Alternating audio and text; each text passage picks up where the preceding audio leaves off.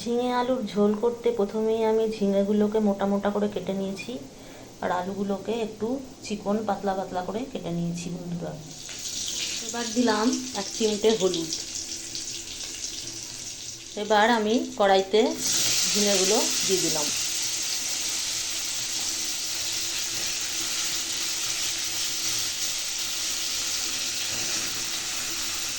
ঝিঙেগুলো আমি অল্প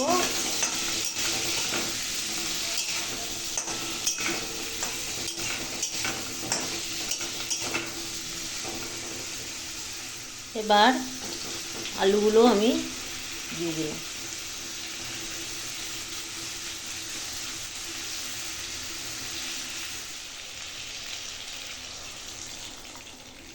যেহেতু আমি পাতলা ঝোল করছি আমি জল দিয়ে দিলাম, গরম জল দিয়ে দিলাম এর মধ্যে আমি। এবার ঝোল আর ঝোলের মধ্যে ঝিঙে আলু সেদ্ধ হওয়ার জন্য অপেক্ষা করব।